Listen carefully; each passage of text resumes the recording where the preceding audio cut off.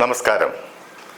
ആലപ്പി അഷ്റഫ് കണ്ടതും കേട്ടതും എന്ന എൻ്റെ ചാനലിലേക്ക് ഏവർക്കും സ്വാഗതം. കാലങ്ങൾ എത്ര കഴിഞ്ഞാലും ഒരിക്കലും മാഞ്ഞു പോകാത്ത വിധം ഓർമ്മകൾ ഹൃദയത്തോട് തുന്നിച്ചേർത്ത് കടന്നുപോയ ചില മനുഷ്യരുണ്ടാകും ഓരോ ജീവിതത്തിലും. അത്തരത്തിൽ ചിലരൊക്കെ എൻ്റെ ജീവിത വഴികളിലൂടെ കടന്നുപോയിട്ടുണ്ട്. അപ്രകാരം എനിക്ക് വേണ്ടപ്പെട്ട ഒരാളാണ് ജെ വില്യംസ് എന്ന പ്രശസ്ത ക്യാമറാമാൻ. ആ സ്നേഹിതന്റെ ഓർമ്മകളിലേക്ക് നിങ്ങളുടെ ശ്രദ്ധയെ ഞാൻ ക്ഷണിക്കുകയാണ്.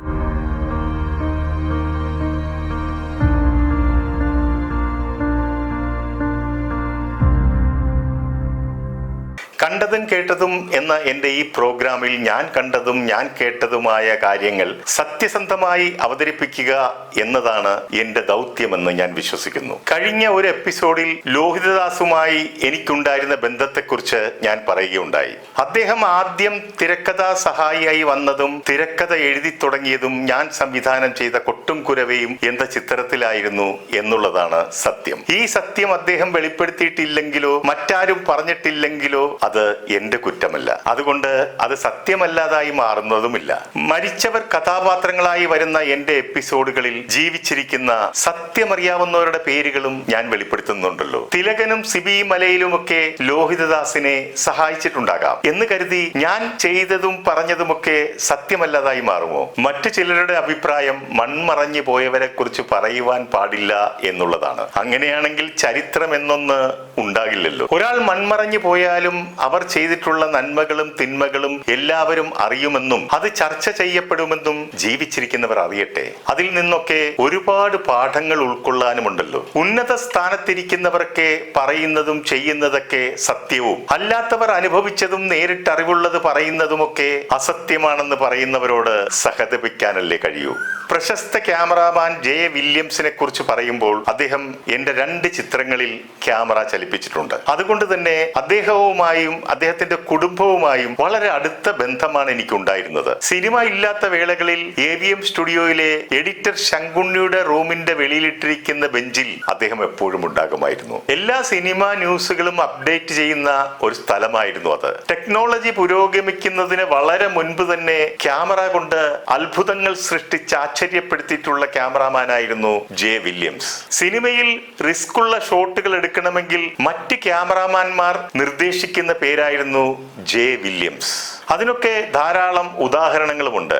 ഇപ്പോൾ പഞ്ചാഗ്നി എന്ന ചിത്രത്തിന്റെ ശരിക്കുള്ള ക്യാമറാമാൻ ഷാജിയൻ കരുണായിരുന്നു. ആ ചിത്രത്തിൽ ഒരു കഥാപാത്രത്തെ നായ ആക്രമിക്കുന്ന ഒരു രംഗമുണ്ട്. ആ ചിത്രത്തിലെ ആ രംഗം ചിത്രീകരിക്കാനായി അതിന്റെ സംവിധായകനും ക്യാമറാമാനും വിശ്വാസത്തോടെ ധൈര്യത്തോടെ ഏൽപ്പിച്ചിരുന്നത് ജെ വില്യംസിനെയായിരുന്നു. ആ നായയുടെ ആക്രമണ രംഗം അതിമനോഹരമായിട്ടാണ് അന്ന് അദ്ദേഹം ചിത്രീകരിച്ചിരുന്നത്. ഇന്നത്തെ പോലെ ടെക്നോളജി ഒന്നും ഇല്ലാത്ത കാലമാണെന്ന് ഓർക്കണം. വില്യംസ് തന്റെ ദേഹത്ത് അവിടെ ഇവിടെയുമൊക്കെ ആയി ഇറച്ചി കഷ്ണങ്ങൾ കെട്ടിവെച്ച് കയ്യിൽ ഓൺ ചെയ്ത ക്യാമറയുമായാണ് ആ നായ നേരിട്ടത്. അതൊരു മൽപ്പിടുത്തം തന്നെയായിരുന്നു. ആ സീക്വൻസിന് പിന്നീട് വില്യംസിന് ഒത്തിരി അഭിനന്ദനങ്ങൾ വാരിക്കൂട്ടാൻ സാധിച്ചു. ഫോട്ടോഗ്രാഫി പ്രേമികളെല്ലാം തന്നെ വില്യംസിന്റെ കടുത്ത ആരാധകരാണ്. പടയോട്ടം എന്ന ആദ്യ 70mm ചിത്രത്തിൽ കപ്പലിൽ വെച്ചെടുത്ത ചില ഷോട്ടുകളൊക്കെ ഇന്നും അത്ഭുതത്തോടെ കാണാവുന്നതാണ്. അതിൽ കപ്പലിന്റെ പുകക്കുഴലിലൂടെ ക്യാമറയുമായി കയറിൽ തൂങ്ങിയിറങ്ങി ഷോട്ട് എടുക്കുമ്പോൾ ഒരുപക്ഷെ ക്യാമറയ്ക്ക്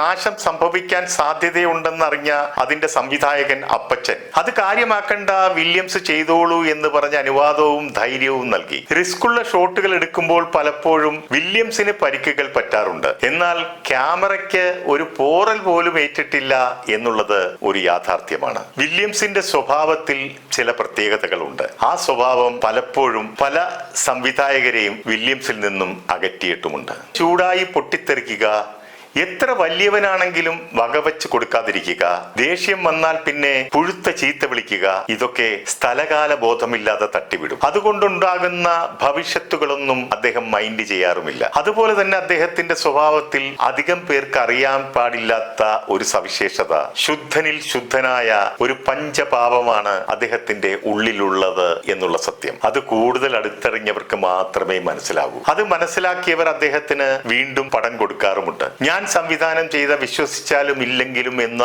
ഹൊറർ മൂവിയുടെ ക്യാമറാമാൻ വില്യംസ് ആയിരുന്നു. ആ സമയത്ത് ആലപ്പുഴയിലുള്ള ഒരു പയ്യൻ, വില്യംസിന്റെ കടുത്ത ആരാധകനായ ഒരു ഫോട്ടോഗ്രാഫർ, അയാൾക്ക് വില്യംസിന്റെ കൂടെ അസിസ്റ്റന്റായി വർക്ക് ചെയ്യണം. അതിനായി അയാൾ നിരവധി പ്രാവശ്യം എന്നെ വന്ന് കണ്ടിരുന്നു. ഞാൻ അയാളോട് പറഞ്ഞു, നിങ്ങളൊന്നും ക്ഷമയോടെ നിൽക്കില്ല, അദ്ദേഹം ചൂടനാ, ധാരാളം ചീത്തവിളി കേൾക്കേണ്ടി വരും. അപ്പോൾ അയാൾ എന്നെ തിരുത്തുന്നു, സാർ, നമ്മുടെ ഒരു ഗുരുനാഥൻ നമ്മെ ചീത്ത വിളിച്ചാലല്ലേ നമുക്ക് പണി പഠിക്കാൻ പറ്റൂ. അതൊന്നും എനിക്ക് പ്രശ്നമല്ല, എന്റെ അടങ്ങാത്ത ഒരു ആഗ്രഹമാണ് അദ്ദേഹത്തോടൊപ്പം ജോലി ചെയ്യുക എന്നുള്ളത്. അങ്ങനെ ആ കടുത്ത വില്യംസ് ആരാധകനെ എന്റെ ശുപാർശ പ്രകാരം വില്യംസ് കൂടെ കൂട്ടി. 2 ദിവസം കഴിഞ്ഞപ്പോൾ ഞാൻ ലൊക്കേഷനിൽ എത്തുമ്പോൾ അയാൾ പെട്ടിയുമൊക്കെയായി എന്നോട് യാത്ര ചോദിക്കാൻ നിൽക്കുന്നു. എന്ത് പറ്റിയെന്ന് ഞാൻ ചോദിച്ചു. ചീത്ത പറയുമെന്ന് കേട്ടപ്പോൾ ഇത്രയും പ്രതീക്ഷിച്ചില്ല.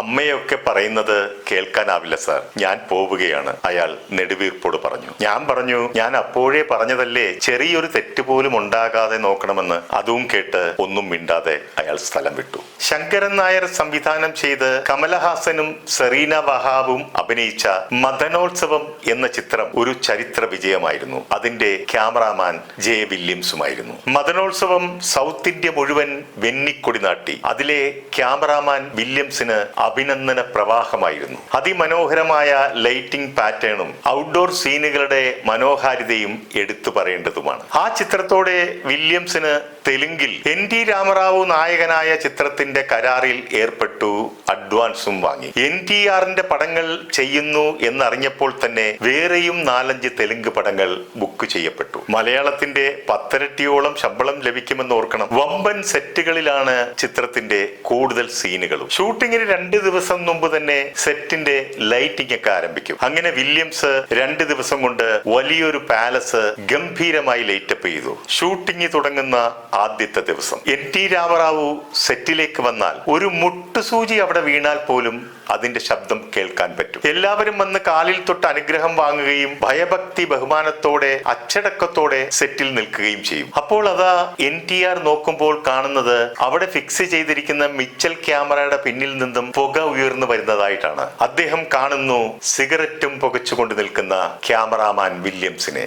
NTR ഒരു നോട്ടമേ നോക്കിയുള്ളൂ, ബാക്കി കാര്യങ്ങൾ വിവരണാതീതമാണ്. അന്നത്തെ ഷൂട്ടിംഗ് ക്യാൻസൽ ചെയ്ത് വില്യംസിന് കമ്പനി ഫിക്സ് ചെയ്തിരുന്ന മുഴുവൻ തുകയും കൊടുത്ത് അദ്ദേഹത്തെ പറഞ്ഞയച്ചു. അത് മാത്രമല്ല, അതിനോടൊപ്പം ബുക്ക് ചെയ്തിരുന്ന 4-5 തെലുങ്ക് ചിത്രങ്ങളിൽ നിന്നും വില്യംസിനെ അവർ ഒഴിവാക്കി. കയ്യിൽ അല്ലെങ്കിൽ ചുണ്ടിൽ സിഗരറ്റ് ഇല്ലാതെ വില്യംസിനെ കാണണമെങ്കിൽ ഉറങ്ങിക്കിടക്കുന്നിടത്ത് പോയി കാണേണ്ടി വരും. അതിഭീകരമായ ചെയിൻ സ്മോക്കർ ആയിരുന്നു. മലയാള സിനിമയിൽ ഈ സിഗരറ്റ് വലി ഒരു വിഷയമേ അല്ല. പിന്നെ താരങ്ങളിൽ ഏറ്റവും കൂടുതൽ അടുപ്പമുണ്ടായിരുന്നത് നടൻ മോഹൻലാലുമായിട്ടായിരുന്നു. മോഹൻലാൽ ചില ഡേറ്റുകൾ കൊടുത്ത് വില്യംസിനെ സഹായിച്ചിട്ടുള്ളതായി എനിക്കറിയാം. മോഹൻലാലിന്റെ ചിത്രമായ സ്ഫടികത്തിലും ദൗത്യത്തിലുമൊക്കെ ധാരാളം റിസ്ക് ഷോട്ടുകൾ വില്യംസ് എടുത്തിട്ടുമുണ്ട്. ദൗത്യത്തിൽ ലാല് വെള്ളച്ചാട്ടത്തിന് അരികിലുള്ള റോപ്പിലൂടെ പിടിച്ചു കയറുമ്പോൾ വില്യംസും പാരലായി മറ്റൊരു റോപ്പിലൂടെ ക്യാമറയുമായി പിടിച്ചു കയറി താഴെ വീണ് പരിക്കേറ്റതായും അറിഞ്ഞിട്ടുണ്ട്. അതുപോലെ തന്നെ വിൻസെന്റ് മാസ്റ്റർ ക്യാമറ ചെയ്ത അമിതാഭ് ബച്ചൻ ചിത്രമായ മഹാൻ എന്ന ഹിന്ദി ചിത്രത്തിൽ കുറച്ചുനാള് ക്ലാഷ് വർക്ക് ചെയ്തത് വില്യംസ് ആയിരുന്നു. അവിടെ ലൈറ്റിങ്ങിന് മുമ്പായിട്ട് കഥാപാത്രങ്ങളുടെ മൂവ്മെന്റ്സ് നോക്കിയിട്ട് അതിനു മുമ്പ് ഒരു റിഹേഴ്സൽ ചെയ്ത ശേഷമാണ് അവിടെ ലൈറ്റിംഗ് ചെയ്യാറുള്ളത്. അമിതാഭ് ബച്ചൻ തന്നെ തന്റെ സീനിന്റെ റിഹേഴ്സൽ നടത്തി മൂവ്മെന്റ്സ് കാണിച്ചു കൊടുക്കുന്നു. അതിനുശേഷമാണ് അദ്ദേഹം മേക്കപ്പ് ഇടാൻ പോയത്. ലൈറ്റിംഗ് ഒക്കെ കഴിഞ്ഞ് വില്യംസും ഡയറക്ടറും ബച്ചനെ കാത്തുനിന്നു. മേക്കപ്പ് ഒക്കെ ഇട്ട് സെറ്റിൽ വന്നു നിന്ന അമിതാഭ് ബച്ചനെ നോക്കി വില്യംസ് സംവിധായകനോട് പറയുന്നു, എനിക്ക് ലൈറ്റിങ്ങിന് ഇനി 1 മണിക്കൂർ കൂടെ തരണമെന്ന്. എല്ലാവരും അന്തം വിട്ടു. ഇങ്ങേരിതെന്താ പറയുന്നതെന്ന്. വില്യംസ് പറയുന്നു, റിഹേഴ്സൽ നോക്കുമ്പോൾ ബച്ചൻ കണ്ണാടി വെച്ചിട്ടില്ലായിരുന്നു എന്ന്. കണ്ണാടിയിൽ ലൈറ്റ് വരാതിരിക്കണമെങ്കിൽ ചില മാറ്റങ്ങൾ ആവശ്യമാണ്. ഇത് കേട്ട അമിതാഭ് ബച്ചൻ സന്തോഷത്തോടെ വില്യംസിന്റെ അടുത്ത് ചെന്ന് കെട്ടിപ്പിടിച്ചതായിട്ടും ചരിത്രമുണ്ട്. NTRന്റെയും അമിതാഭ് ബച്ചൻ ഒക്കെ സംഭവങ്ങൾ വില്യംസ് തന്നെ എന്നോട് നേരിട്ട് പറഞ്ഞിട്ടുള്ളതുമാണ്. വില്യംസിന്റെ പ്രധാന ശിഷ്യന്മാരിൽ ഒരാളാണ് ക്യാമറാമാൻ പുഷ്പൻ. അദ്ദേഹത്തിന്റെ സ്വഭാവം മനസ്സിലാക്കി അവസാന കാലം വരെ ഒപ്പം നിന്ന ശിഷ്യനായിരുന്നു പുഷ്പൻ.